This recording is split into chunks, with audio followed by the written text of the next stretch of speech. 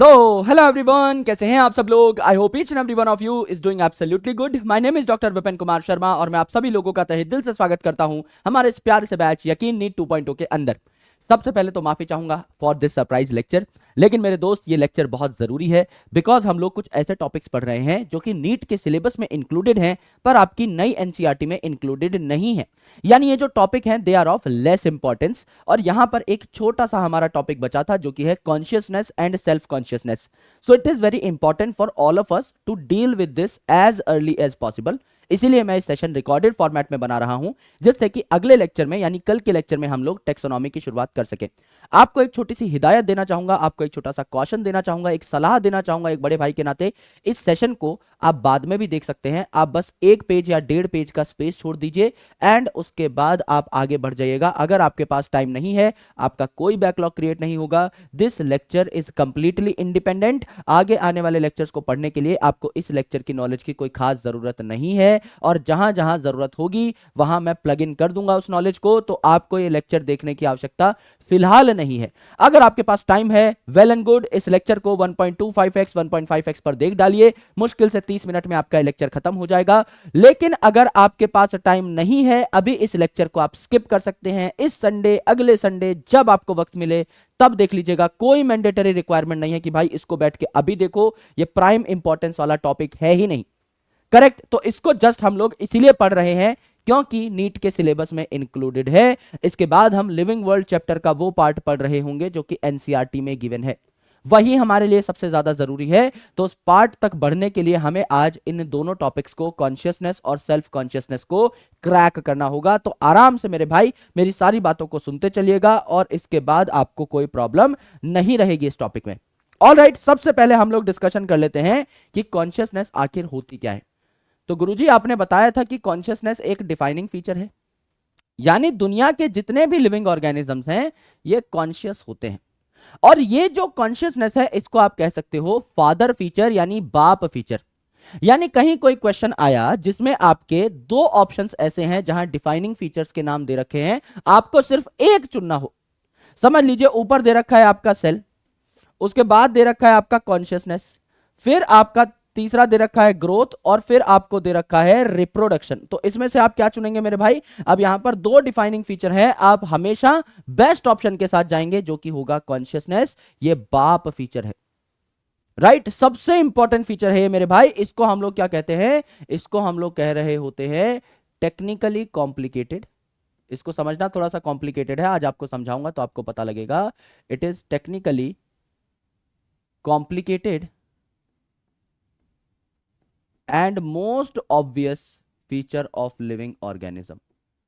Technically complicated and most obvious feature of living organisms. Correct है जी, एकदम correct है। इसीलिए इसको हम लोग क्या कह सकते हैं, बाप फीचर भी कह सकते हैं। कि अगर आपको ऑप्शन में, वैसे ऐसे ऑप्शन कोई बनाएगा नहीं, लेकिन फिर भी अगर आपके पास ऐसा ऑप्शन आ जाए जहां पर दो डिफाइनिंग फीचर्स दिए हुए हैं तो उनमें से आप आराम से कॉन्शियसनेस को चुन लीजिएगा। ये बाप फीचर कहलाता है। और सारे डिफाइनिंग फीचर्स का बाप फीचर है तो अल्टीमेटली ये आपका डिफाइनिंग फीचर में तो काउंट होगा ही। देयरफॉर आप कह सकते हैं therefore all living organisms show consciousness. All living organisms show consciousness. Correct? Therefore, it is a defining feature. Therefore, it is a defining feature. ये वो सारी बातें हैं जो हमें बहुत आसानी से समझ में आ सकती हैं, तो इसमें कोई टेंशन वाली बात नहीं है। अभी तक मैंने आपको 3 लाइनें लिखवाई हैं। 3 लाइनें क्या क्या हैं। सबसे पहली बात कि कॉन्शियसनेस जो है ये आपका technically complicated and most obvious feature है कि ये तो हर लिविंग ऑर्गेनिज्म में होना ही होना चाहिए, इसीलिए इसे बाप फीचर कह दिया। और ये दुनिया के हर लिविंग ऑर्गेनिज्म में पाया जाता है तो इसको हमने क्या कह दिया, डिफाइनिंग फीचर भी कह दिया मेरे भाई। इसमें कोई परेशानी आपको नहीं होनी चाहिए। राइट अब ये जो कॉन्शियसनेस है इसके दो पार्ट होते हैं, मैंने आपको पहले ही बता दिया था कि दुनिया का हर लिविंग ऑर्गेनिज्म अपने आसपास होने वाले चेंजेस को सेंस करेगा, यानी पहले देखेगा कि मेरे आसपास क्या परिवर्तन हो रहे हैं। जैसे मेरे आसपास का तापमान अभी नॉर्मल है, लेकिन अगर कोई एक गर्म पेन ला करके मेरी उंगली के पास रख दे तो अल्टीमेटली मैं इस बढ़े हुए टेम्परेचर को सेंस कर पाऊंगा और मैं रिस्पॉन्ड करूंगा, अपनी उंगली झटक दूंगा। सिमिलरली कोई बैक्टीरिया है तो वो सेंस कर लेगा कि मेरे आसपास कोई दवाई है जो मुझे मारना चाहती है, कोई ड्रग है जो मुझे मारना चाहती है, तो ये बैक्टीरिया सेंस कर लेगा कि मौत मेरे सामने खड़ी है और ये क्या करेगा, अपनी मेम्ब्रेन को लॉक कर लेगा, जिससे कि ये एक रिस्पॉन्स जाहिर करे, बचने की एक कोशिश करे। एंड सिमिलरली प्लांट्स जो हैं ये भी अलग अलग तरीके से सेंस और रिस्पॉन्स शो करते हैं। जैसा मैंने आपको बताया था, अगर समझ लीजिए एक प्लांट है जो कि रेगिस्तान में पाया जा रहा है, तो आपको पता है अच्छे तरीके से कि रेगिस्तान में बहुत ज्यादा पानी नहीं देखने को मिलता। तो ये जो प्लांट है अगर इसके पास ज्यादा पानी नहीं है तो ये पानी को सेव करना चाहेगा। इसके पास पहले से ही कम पानी है, ये पानी को उड़ाना अफोर्ड नहीं कर सकता, इसीलिए पानी को सेव करना चाहेगा और ये अपने स्टोमेटा को मोस्ट ऑफ द टाइम बंद रखेगा जिससे कहीं इसका पानी उड़ ना जाए। यानी दुनिया के जितने भी लिविंग ऑर्गेनिज्म हैं, चाहे वो छोटे से छोटा बैक्टीरिया हो, चाहे बड़े से बड़ा हाथी हो, ये अपने आसपास की एनवायरमेंटल चेंजेस को सेंस कर सकते हैं और अकॉर्डिंगली रिस्पॉन्ड भी कर सकते हैं। तो कॉन्शियसनेस के दो भाग हैं मेरे भाई। पहला भाग जो है वो क्या है आपका, sense the environmental changes, sense the environmental changes। और एनवायरमेंटल में जो चेंजेस हो रहे हैं, एनवायरमेंट से हमें जो सिग्नल मिल रहे हैं, एनवायरमेंट से हमें जो स्टिमुलस मिल रहा है, हम उसके प्रति रिस्पॉन्स भी जाहिर करेंगे। तो हम कह सकते हैं response towards different stimulus. Right अलग अलग जो स्टिमुलस है, अलग अलग जो सिग्नल हैं, इनके प्रति हम लोग रिस्पॉन्ड भी तो करेंगे मेरे भाई। कुछ तो हमें एनवायरनमेंट से सिग्नल मिल रहा है कि तापमान बढ़ चुका है या तापमान कम हो चुका है या पानी की कमी है या पानी बहुत ज्यादा है, ये सारे क्या है, स्टिमुलस ही तो हैं। तो इन स्टिमुलस के हिसाब से हम लोग अपना रिस्पॉन्स भी जाहिर करेंगे। अब पहली चीज यहां पर है चीजों को सेंस करना। अब बताओ भैया हम कैसे चीजों को सेंस करते हैं, ह्यूमंस कैसे चीजों को सेंस करते हैं? We sense changes by our sense organ. We sense changes by our sense organs. जैसे हमारे पास सूंघने के लिए भैया नाक है, देखने के लिए आंख है, टच करने के लिए हमारे पास स्किन है, राइट? तो अल्टीमेटली क्या है, हमारे पास सेंस ऑर्गन्स हैं जिससे हमें पता लग जाता है कि क्या कोई आवाज आ रही है, क्या कोई खुशबू आ रही है, क्या मुझे कोई अपने पास आता हुआ दिखाई दे रहा है, क्या मुझे कोई टच कर रहा है। ये सारी की सारी चीजें मुझे पता लग जाती हैं because our sense organs are very very active. और ये जो स्टिमुलस हैं जिनके प्रति हम लोग रिस्पॉन्स जाहिर करते हैं, ये जो एनवायरमेंट से हमारे पास सिग्नल आ रहे हैं, ये सिग्नल भी अलग अलग प्रकार के हो सकते हैं। ये स्टिमुलस कैसे सिग्नल्स हो सकते हैं, कैसे स्टिमुलस हो सकते हैं? They can be physical stimulus, they can be physical stimulus, they can be chemical stimulus also। कोई केमिकल भी आकर के ऑर्गेनिज्म के ऊपर बैठ सकता है। एंड मेरे दोस्त they can be biological stimulus also। For example समझ लीजिए फिजिकल स्टिमुलस का क्या मतलब हुआ, कोई चीज आई और बेसिकली किसी प्लांट से टकरा गई, किसी ऑर्गेनिज्म से टकरा गई। जैसे प्लांट के पास लाइट आई तो लाइट आते ही प्लांट ने फोटोसिंथेसिस स्टार्ट कर दिया। तो प्लांट के पास लाइट जब आई तो प्लांट का टेम्परेचर बढ़ा, लाइट जब आई है तो गर्मी भी बढ़ जाएगी ऑटोमेटिकली। तो प्लांट को पता लग गया भाई फोटोसिंथेटिक सिस्टम जो है वो एक्टिवेट करना पड़ेगा, फोटोसिंथेसिस करना स्टार्ट करना पड़ेगा। तो लाइट आई, ये प्लांट ने सेंस किया और उस हिसाब से रिस्पांस भी दिया कि चलो भाई खाना बनाना स्टार्ट करते हैं, फोटोसिंथेसिस स्टार्ट करते हैं। तो लाइट जो है ये जब प्लांट के ऊपर टकराई, टेम्परेचर जो है ये जब प्लांट का बढ़ा, तो अल्टीमेटली इसने क्या करना स्टार्ट कर दिया, फोटोसिंथेसिस करना स्टार्ट कर दिया। करेक्ट है, एकदम करेक्ट है। केमिकल की अगर आप बात करें, कोई एसिड है जो कि आपके हाथ पे गिर जाए तो आप भी रिएक्ट करेंगे, कोई स्ट्रॉन्ग बेस है जो आपके हाथ पे गिर जाए तो भी आप रिएक्ट करेंगे। तो ये क्या हो सकते हैं, आपके केमिकल स्टिमुलस हो सकते हैं। और बायोलॉजिकल स्टिमुलस मतलब, बायोलॉजिकल स्टिमुलस का मतलब यह है मेरे भाई, जैसे समझ लीजिए एक प्लांट है जिसका नाम है वीनस फ्लाई ट्रैप। नाम से ही पता लग रहा है वीनस फ्लाई ट्रैप, ये एक ऐसा ट्रैप है, ऐसा जाल है जो फ्लाई को पकड़ लेता है, फ्लाई को ट्रैप कर लेता है। तो समझ लीजिए कोई मक्खी उड़ती उड़ती आई और इस ट्रैप पे बैठ गई, तो ये जो प्लांट है क्या करता है, फटाक से इस ट्रैप को बंद कर देता है और मसल डालता है इस इंसेक्ट को। तो यहां पर क्या है, बायोलॉजिकल स्टिमुलस में insect sitting on Venus fly trap. तो रिस्पॉन्स में क्या हो जाता है, ये जो फ्लाई ट्रैप है ये क्लोज हो जाता है और इस इंसेक्ट की मौत जो है आ जाती है, इस इंसेक्ट को मसल दिया जाता है। तो अलग अलग प्रकार के रिस्पॉन्सेज यहां पर जाहिर किए जाते हैं बेस्ड अपॉन द स्टिमुलस, कि वो फिजिकल स्टिमुलस है, केमिकल स्टिमुलस है या बायोलॉजिकल स्टिमुलस है। तो यहां पर हमने कुछ चीजें सीखी, बहुत जनरल चीजें सीखी कि भैया ये जो आपका कॉन्शियसनेस है ये most complicated and most obvious feature है लिविंग ऑर्गेनिज्म का, इसीलिए हमने इसको क्या कह दिया, बाप फीचर कह दिया। सबसे बेस्ट डिफाइनिंग फीचर है ये। तो ये मेरे भाई डिफाइनिंग फीचर हो गया। इसके दो पार्ट हैं, आप अपने आसपास होने वाले चेंजेस को सेंस भी कर सकते हो और उसी हिसाब से रिस्पॉन्ड भी कर सकते हो, ये आपने देखा। अब मेरे दोस्त, one of the most important thing जो आपसे पूछी जाती है पेपर में वो ये है, नोट करके लिख लीजिए कि कॉन्शियसनेस एक डिफाइनिंग फीचर है, यानी दुनिया के सारे ऑर्गेनिजम्स अपने आसपास होने वाले चेंजेस को सेंस कर सकते हैं। यानी एनवायरनमेंट में क्या हो रहा है ये दुनिया के हर ऑर्गेनिज्म को पता रहता है। यानी every living organism is aware of its environment, is aware of its surrounding. तो नोट में आप क्या लिखेंगे, नोट में आप ये लिखेंगे कि all organisms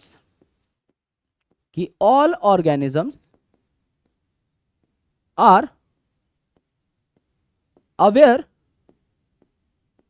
of their surroundings, therefore they are conscious, therefore they are conscious। सबको पता है कि बाहर क्या चल रहा है, दुनियादारी में क्या चल रहा है, एनवायरनमेंट में क्या चेंजेस आ रहे हैं, दुनिया के हर लिविंग ऑर्गेनिज्म को पता है। तो दुनिया के सारे लिविंग ऑर्गेनिज्म कॉन्शियस हैं, इनको पता है कि बाहर क्या चल रहा है।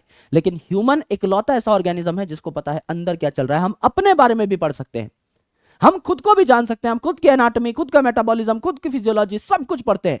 सो we are also aware of ourselves. हमें यह भी पता है कि दुनियादारी में क्या चल रहा है, लेकिन हमारे अंदर, हमारे शरीर में क्या चल रहा है ये भी हम लोग जानते हैं। सो इसका मतलब हम लोग क्या हैं, सेल्फ कॉन्शियस हैं। तो आप क्या कह सकते हैं यहां पर, आप यहां पर कह सकते हैं since only humans are aware of themselves,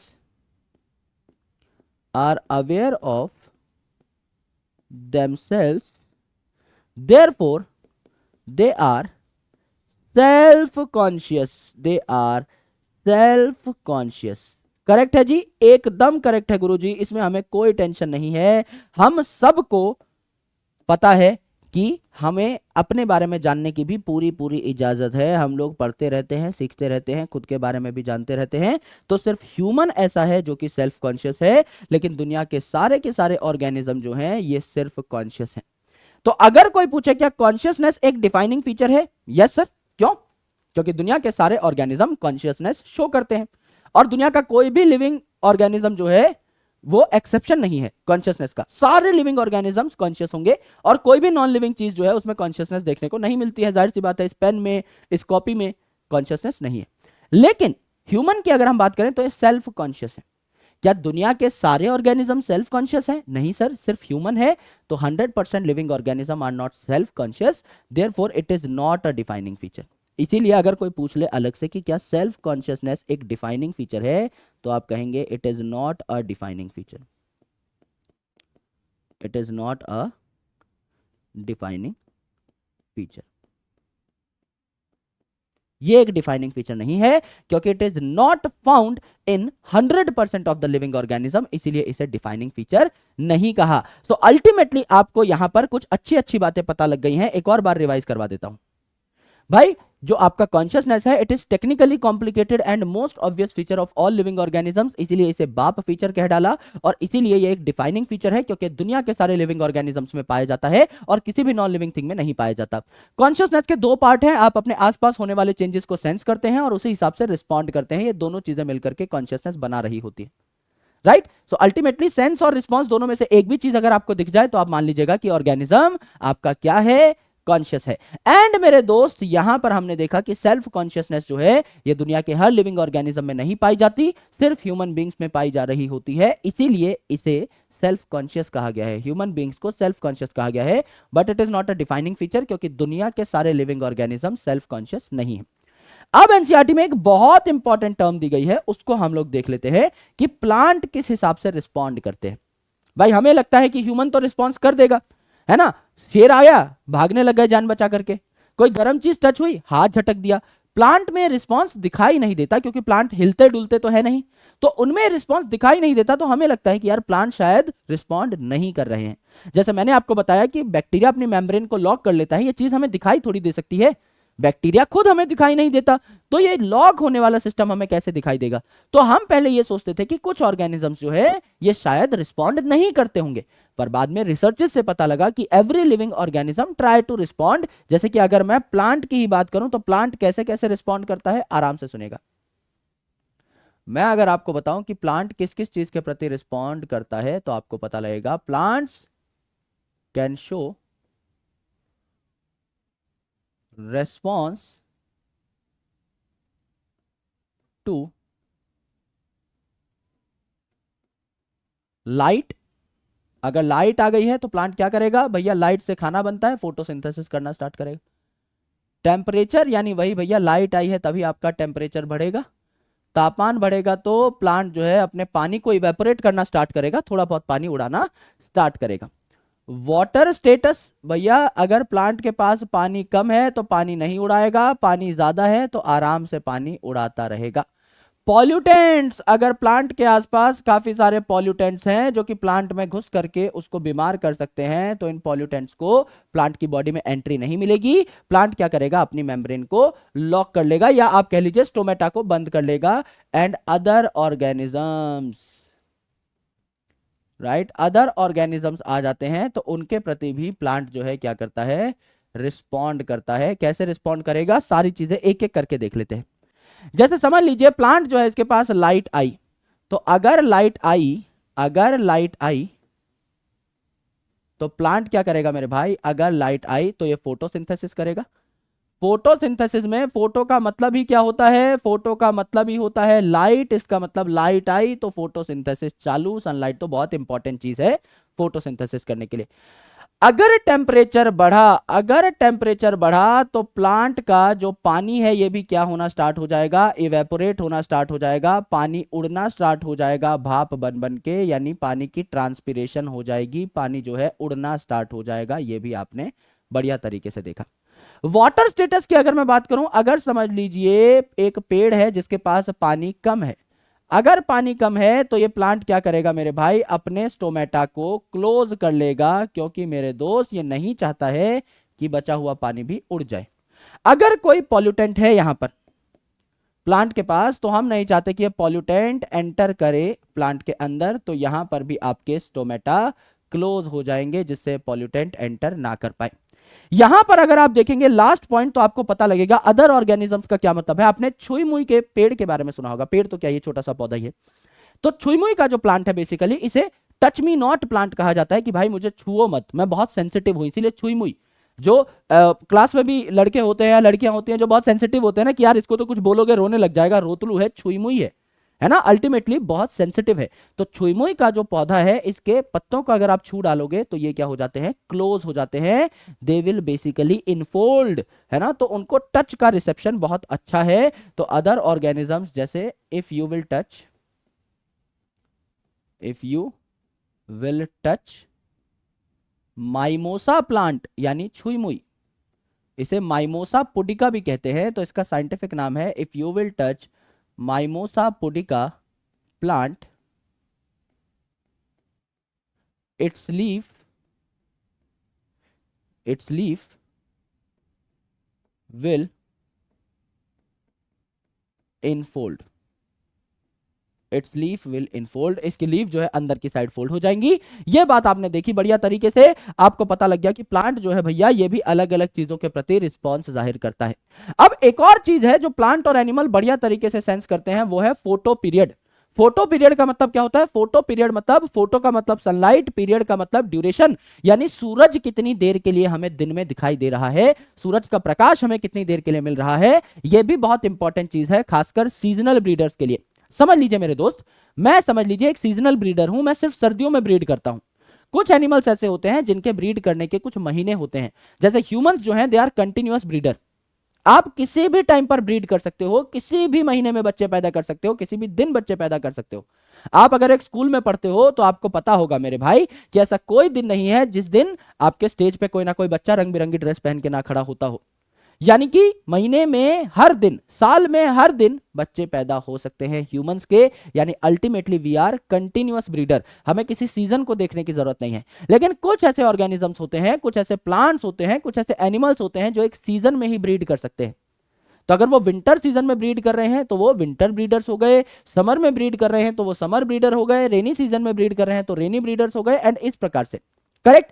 और प्लांट जो है इनकी भी आपने देखा होगा कि कुछ प्लांट्स ऐसे हैं जिनकी फसलें कुछ पर्टिकुलर टाइम पर ही उगाई जा सकती हैं।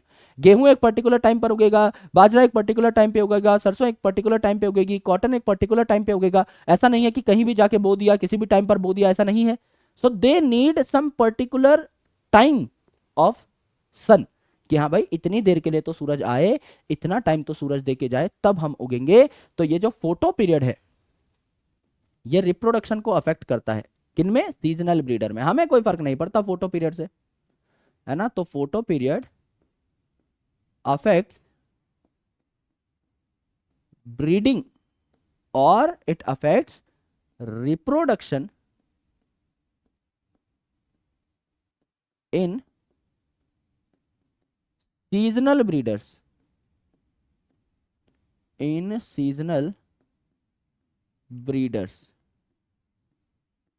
जो कि हो सकते हैं प्लांट और एनिमल। तो आप कह सकते हैं बोथ प्लांट्स एंड एनिमल्स।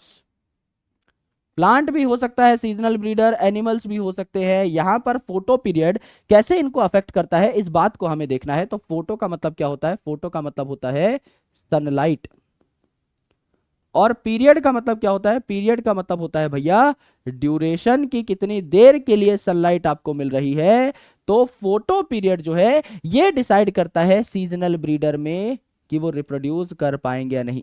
समझ लीजिए कोई एनिमल है, इस एनिमल को कैसे पता लगेगा कि अपना टाइम आ गया ब्रीडिंग करने का? इस एनिमल को कैसे पता लगेगा? इस एनिमल को ऐसे पता लगेगा कि अगर फोटो पीरियड बढ़ चुका है, अगर सूरज ज्यादा टाइम के लिए आ रहा है, फोटो पीरियड की ड्यूरेशन बढ़ चुकी है, एंड मेरे दोस्त आपका तापमान भी आसपास बढ़ चुका है, सूरज ज्यादा टाइम के लिए आ रहा है, तापमान बढ़ रहा है, इसका मतलब आपको पता लग गया है भैया गर्मी का सीजन आ चुका है। गर्मी में ब्रीड करने वाले एनिमल्स बाहर निकल जाएंगे और ब्रीड करना, धूम मचाना शुरू कर देंगे। दूसरा, अगर आपको पता लग गया है कि फोटो पीरियड काफी छोटा है, काफी कम टाइम के लिए सूरज एक दिन में हमें दिखाई दे रहा है, यानी दिन की ड्यूरेशन काफी छोटी है, आपको पता लग जाएगा। साथ ही साथ तापमान भी आपका क्या हो रहा है? कम हो रहा है। तो आपको पता लग जाएगा कि मेरे भाई यहां पर अभी विंटर सीजन चल रहा है, और विंटर सीजन चलेगा तो विंटर में ब्रीड करने वाले एनिमल्स बाहर निकल जाएंगे। यानी मेरे दोस्त आपको पता लग गया फोटो पीरियड ज्यादा है तो समर चल रहा है, और समर में ब्रीड करने वाले एनिमल्स बाहर निकल गए। अगर फोटो पीरियड कम है तो विंटर चल रहा है, विंटर में ब्रीड करने वाले एनिमल्स बाहर निकल गए। इसमें कोई परेशानी, दिक्कत, तकलीफ आपको नहीं होनी चाहिए। लेकिन मेरे दोस्त अगर मैं प्लांट की बात करूं तो प्लांट में भी कुछ स्पेशल रिक्वायरमेंट्स होती हैं। प्लांट में भी कुछ स्पेशल रिक्वायरमेंट होती हैं।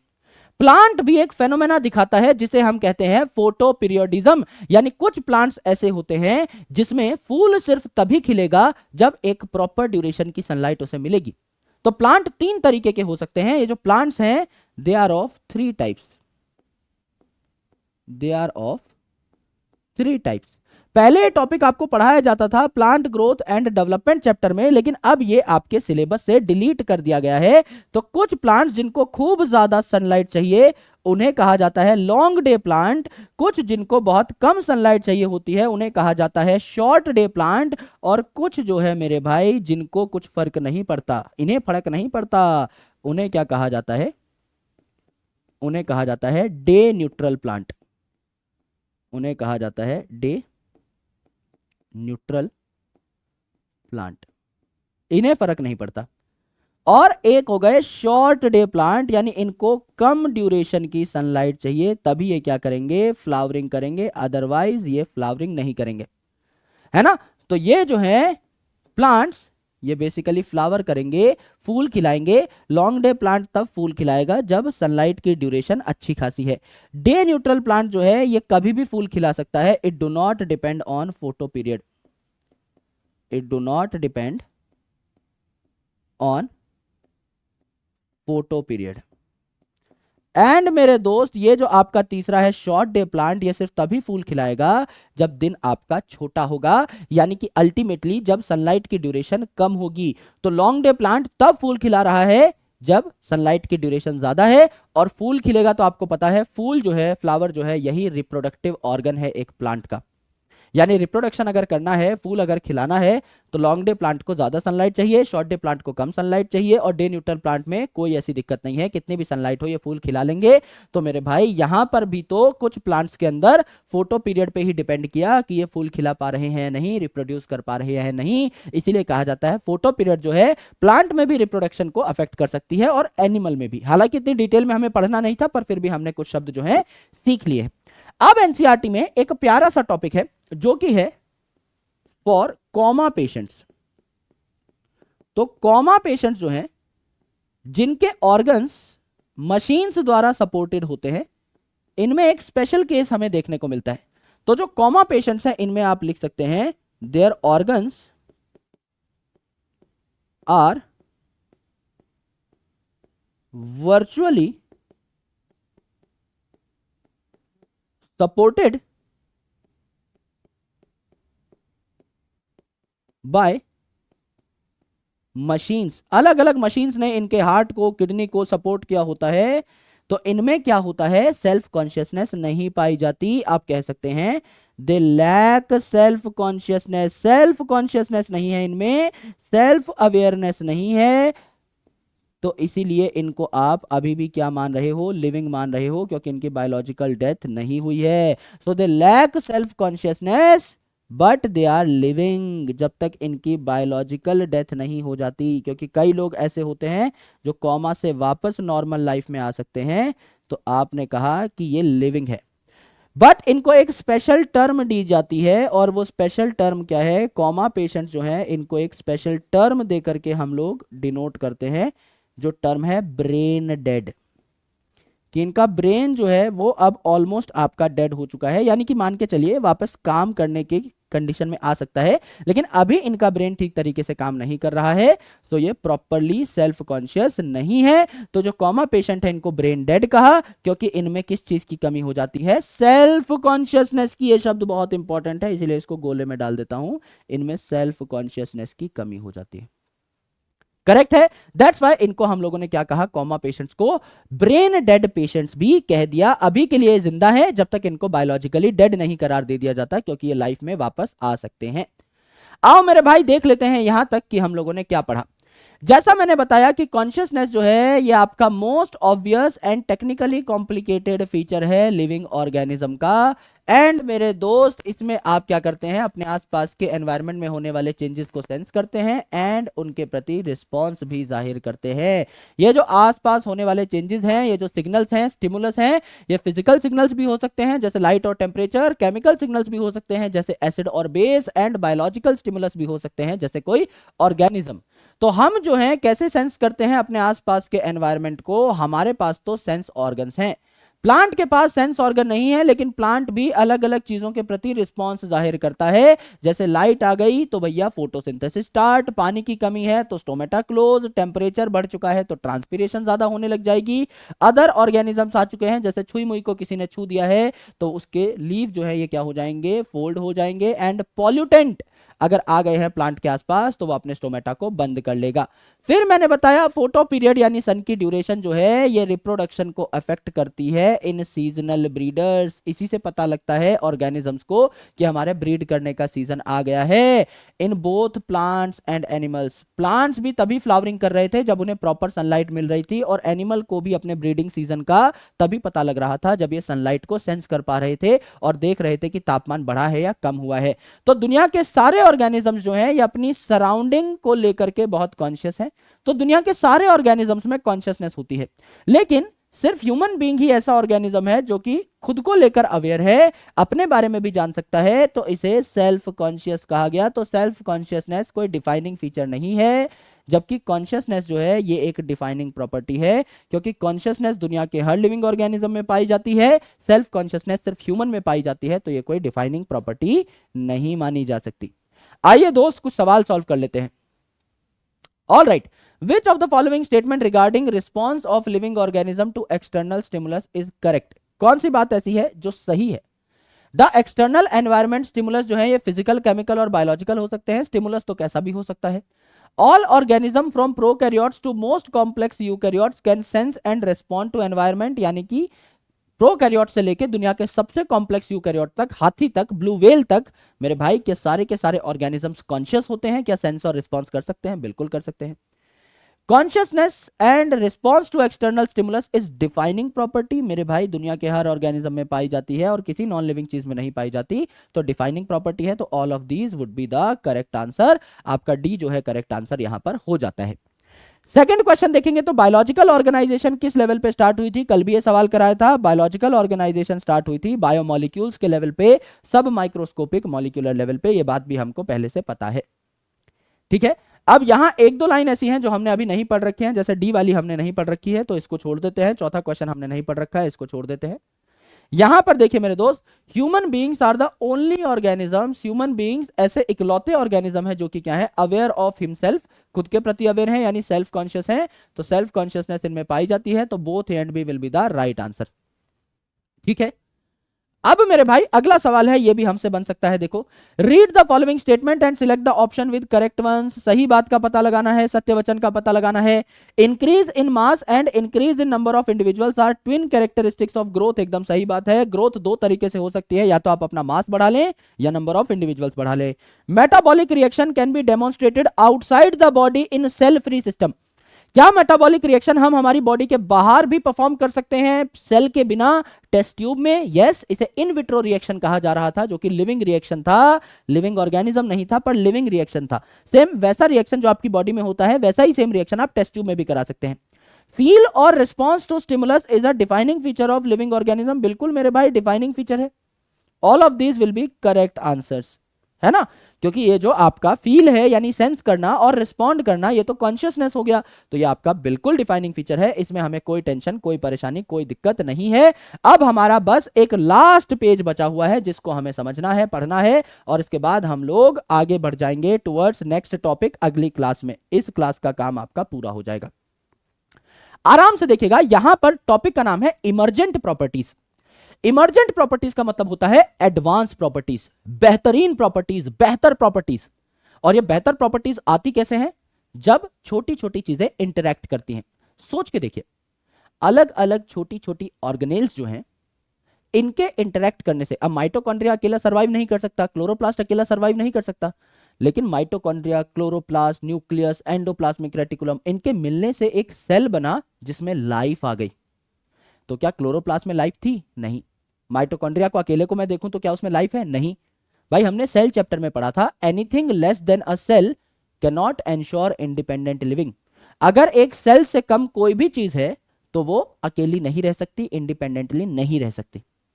तो जाहिर सी बात है, जो ऑर्गेनेल्स हैं इनमें लाइफ नहीं थी, लेकिन जब इन ऑर्गेनेल्स ने इंटरैक्ट किया तो एक बड़ी चीज बनी, बेहतरीन चीज बनी जिसमें लाइफ आई। यानी सेल बना तो ऑर्गेनेल्स का ही है, लेकिन सेल में जो प्रॉपर्टीज आ गई हैं वो किसी ऑर्गेनेल में नहीं थी, कुछ नई प्रॉपर्टीज भी आई।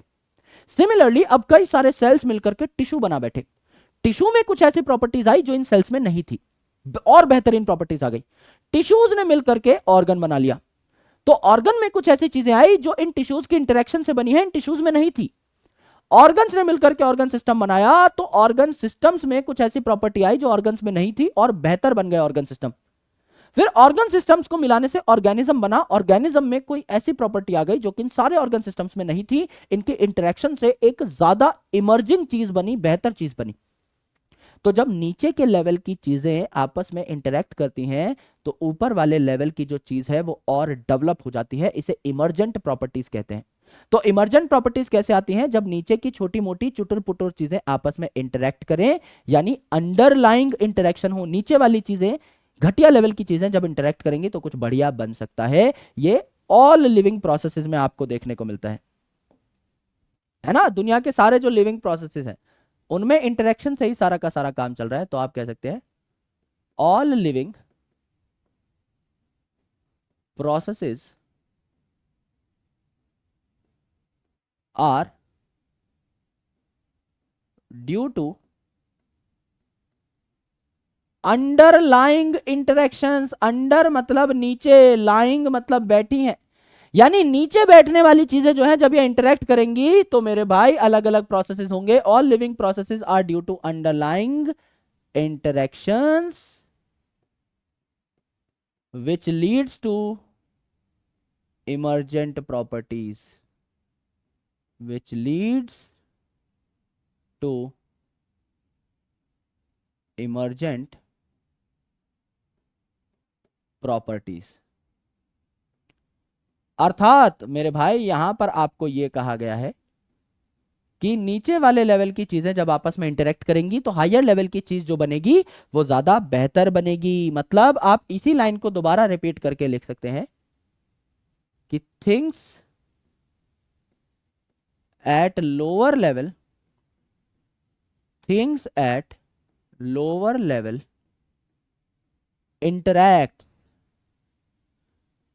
Things at lower level interacts to make more developed entities, to make more developed entities। entities मानी चीजें बन रही हैं। किस प्रकार की चीजें बन रही हैं? ज्यादा डेवलप्ड चीजें बन रही हैं जब लोअर लेवल पे कोई कोई इंटरेक्ट कर रहा है। फॉर एग्जाम्पल समझ लीजिए यहां पर बायोमोलिक्यूल्स हैं, यहां पर क्या है? बायोमोलिक्यूल्स। अब इन मॉलिक्यूल्स ने आपस में इंटरेक्ट कर लिया, इन मॉलिक्यूल्स ने आपस में इंटरेक्ट कर लिया तो इन्होंने क्या बना ली? सेल ऑर्गेनेल्स बना ली। समझ लीजिए यहां पर माइटोकॉन्ड्रिया बना लिया, समझ लीजिए यहां पे क्लोरोप्लास्ट बना लिया। तो क्या बन गई इनकी इंटरेक्शन से? आपकी ऑर्गेनेल्स बन गई। अब ऑर्गेनेल्स जो है इन्होंने आपस में इंटरेक्ट किया और क्या बन गया? एक कंप्लीट सेल बन गया। सेल जो है इन्होंने आपस में इंटरेक्ट किया और क्या बन गए? टिश्यूज बन गए। टिश्यूज ने आपस में इंटरेक्ट किया और क्या बन गए? ऑर्गन्स बन गए। ऑर्गन्स ने आपस में इंटरेक्ट किया और क्या बन गए? ऑर्गन सिस्टम्स बन गए। और ऑर्गन सिस्टम्स ने आपस में इंटरेक्ट किया, क्या बन गया? कंप्लीट आपका ऑर्गेनिज्म बन गया। करेक्ट, कंप्लीट आपका ऑर्गेनिज्म बन गया। तो ये आपको देखने को मिला at every level, at every level interaction हुई है। बायोमोलिक्यूल्स में इंटरेक्शन हुई है तो ऑर्गेनेल्स बने, ऑर्गेनेल में इंटरेक्शन हुई तो सेल बने, सेल में इंटरेक्शन हुई है तो आपका टिश्यूज बने, टिश्यूज में इंटरेक्शन हुई तो ऑर्गन्स बने, ऑर्गन्स में इंटरेक्शन हुई है तो क्या बने? ऑर्गन सिस्टम बने, ऑर्गन सिस्टम में इंटरेक्शन हुई है तो ऑर्गेनिज्म बने। हर बार जब कुछ नया बना है तो हायर लेवल का बना है। ऑर्गेनेल्स जो है ये क्या थे? They are better than biomolecules. इनमें कुछ ऐसी चीजें थी जो कि बायोमोलिक्यूल से बेटर थी, बेटर देन बायोमोलिक्यूल्स। अब ये जो सेल बना है it was better than organelles, more developed than organelles. तो ये क्या हो गया? Better than organelles. टिश्यूज जो है ये क्या है भैया? बेटर देन सेल है। एंड इसी प्रकार से आप कहेंगे ऑर्गन्स जो हैं ये आपके क्या है? बेटर देन टिश्यूज हैं। Organ systems are better than organ, organism is better than organ system. ये सारा हम लोगों को अच्छे तरीके से सामान पता है। अब यहां देखो बायोमोलिक्यूल्स जो है इनमें क्या हुई? इंटरेक्शन हुई तो आपके क्या बने? ऑर्गेनेल बने जो कि हायर लेवल के थे, बायोमोलिक्यूल से भी बेटर चीज बन गई।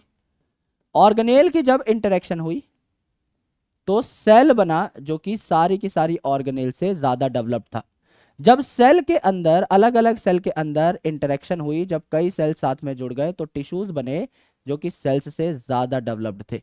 जब टिश्यूज में इंटरेक्शन हुई तो आपके ऑर्गन्स बने जो कि टिश्यूज से ज्यादा डेवलप्ड थे।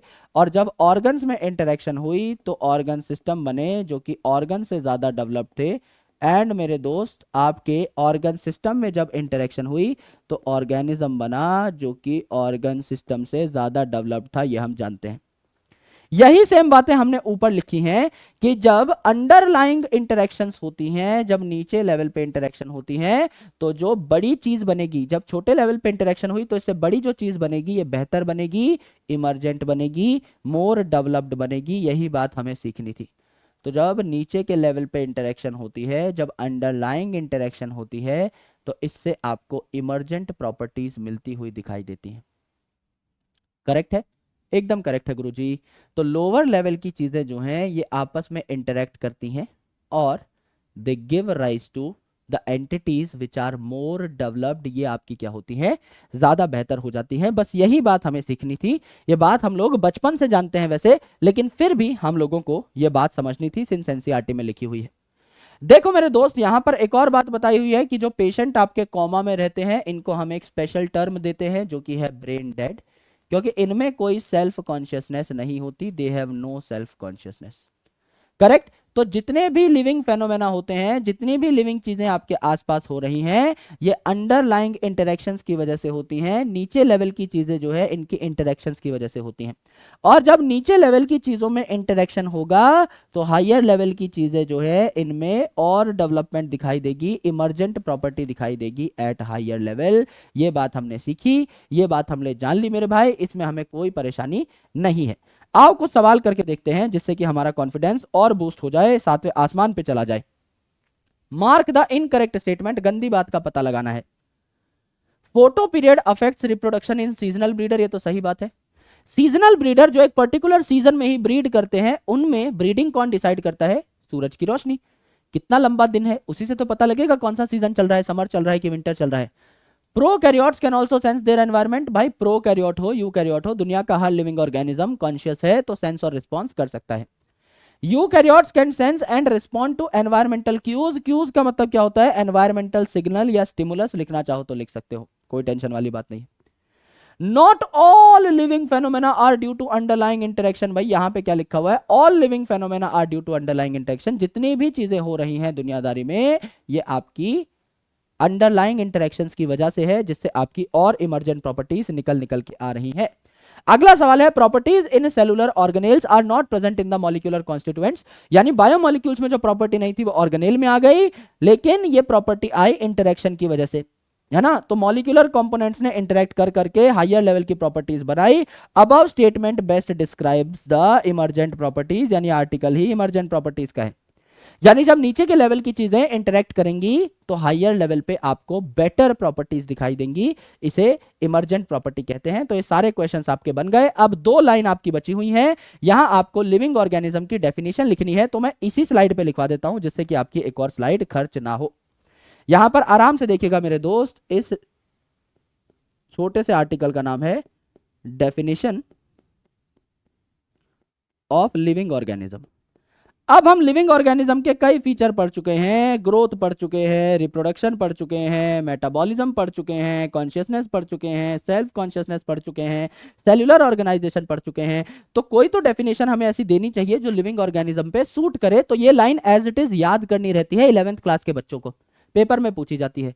अब आपको सिर्फ इन टर्म्स को एक बार सुन लेना है, याद रखने की कोई जरूरत नहीं है एज इट इज, क्योंकि ultimately you are not going to give any subjective examination. आपका तो जो पेपर है वो ऑब्जेक्टिव होने वाला है, तो देख के आपको याद आ जाएगा। तो लिविंग ऑर्गेनिज्म क्या है इस डेफिनेशन के हिसाब से? Living organisms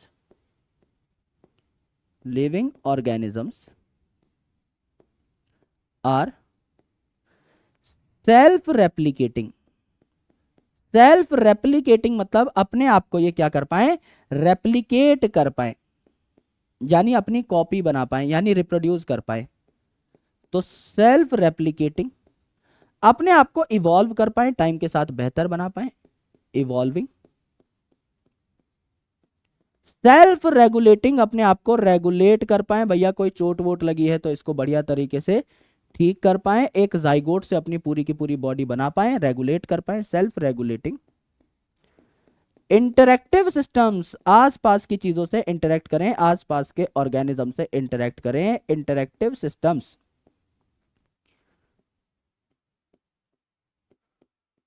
capable of responding to external stimulus, capable of responding to external stimulus, बाहर का जो स्टिमुलस है उस पे रिस्पॉन्स भी जाहिर कर पाए, यानी कॉन्शियस भी हो। ये सारी की सारी चीजें हैं जो आपको देखने को मिलती है एक डेफिनेशन में ऑफ लिविंग ऑर्गेनिज्म। इससे और भी ज्यादा चीजें हो सकती हैं, पर बेसिक जो डेफिनेशन दी है वो ये है कि living organism are self replicating, यानी रिप्रोड्यूस कर पाए, इवॉल्विंग यानी वक्त के साथ इवॉल्व हो पाए, बेहतर हो पाए, सेल्फ रेगुलेटिंग कोई चोट वोट लग गई सही कर लें, और एक जाइगोट से हम अपनी पूरी बॉडी बना लेते हैं, इंटरेक्टिव सिस्टम आसपास के ऑर्गेनिज्म से इंटरेक्ट करे, and capable of responding to external stimulus, यानी कॉन्शियस हो, आसपास की चीजों पे ध्यान दे पाए कि आसपास क्या चल रहा है, उसको सेंस कर पाए, रिस्पॉन्ड कर पाए। ये ऑर्गेनिज्म की परिभाषा होती है। 5 चीजें हैं मेरे भाई यहां पर, self replicating, evolving, self regulating, interacting, and they are capable of responding to external stimulus. ये सारी बातें देख लीजिएगा भाई। रिप्रोड्यूस करते हैं लिविंग ऑर्गेनिज्म, अधिकतर कर लेते हैं, एक आधा एक्सेप्शन है। अपने आप को बेहतर बनाते हैं, सेक्सुअली रिप्रोड्यूस करके इवॉल्व कर सकते हैं with time. Self regulating, zygote से पूरी बॉडी बना लेते हैं, बॉडी में कोई चोट लगी है, कोई सेल डेड हो गया है तो उसको करेक्ट कर लेते हैं। इंटरेक्टिव सिस्टम, इंटरेक्ट करते हैं आसपास के ऑर्गेनिज्म से, जैसे मैं प्लांट से कैसे इंटरेक्ट करता हूं, मैं प्लांट को खा जाता हूं, ये मेरा प्लांट के साथ इंटरेक्शन है, क्योंकि मैं शाकाहारी हूं तो मैं प्लांट को खाता हूं, ये मेरा उसके साथ इंटरेक्शन है, राइट। शेर मुझे खाता है, ये मेरा और शेर का इंटरेक्शन है। तो वी आर इंटरेक्टिव, अलग अलग जीव जंतुओं से हमारा लेना देना है, और एक्सटर्नल स्टिमुलस को भी हम लोग क्या कर सकते हैं, बढ़िया तरीके से रिस्पॉन्ड कर सकते हैं। ये बात थी, बस आपका आज का मुद्दा समाप्त हुआ। आइए भैया एनसीईआरटी की रीडिंग करा देता हूं, फिर आपको छोड़ दूंगा।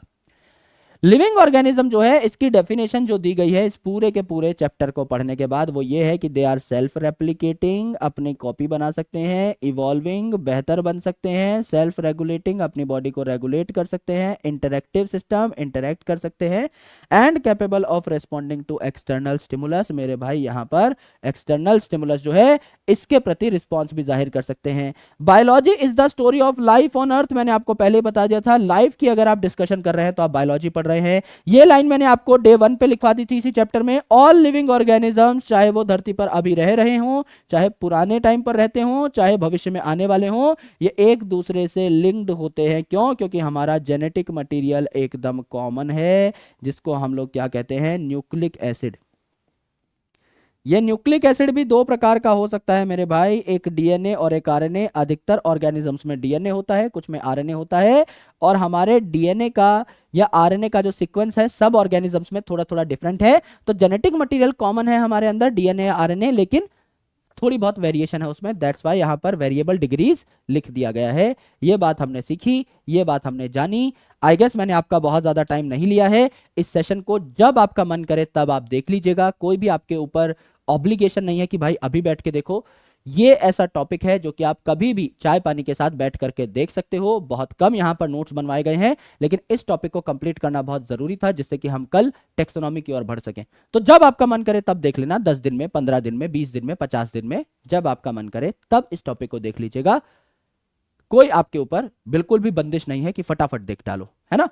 तो आई होप आपको बहुत ज्यादा दिक्कत नहीं हुई होगी। माफी चाहता हूं कि मैंने आपका संडे जो है उसका 1 घंटा खराब किया, लेकिन ये ओवरऑल देखा जाए तो खराब नहीं है, क्योंकि हम अपने सिलेबस में थोड़ा सा आगे बढ़ रहे होंगे। ऐसे कुछ संडेज कुर्बान करने पड़ेंगे आपको, एंड आई होप आप मेरे साथ हैं, आप आगे बढ़ते रहेंगे मेरे साथ और नई नई चीजें सीखते रहेंगे। ऑलराइट, अपना ख्याल रखिए, पढ़ाई करते रहिए। मैं मिलता हूं आपसे अगले सेशन में कल, जहां पर हम टेक्सोनॉमी को शुरू कर रहे होंगे। बहुत प्यारा टॉपिक है, बहुत डिटेल टॉपिक है, उसको पढ़ेंगे और बहुत बेहतरीन तरीके से हमारी तैयारी को एकदम अपर लेवल पे लेके जाएंगे। Alright, take care, bye bye, जय हिंद, शुक्रिया, बाय।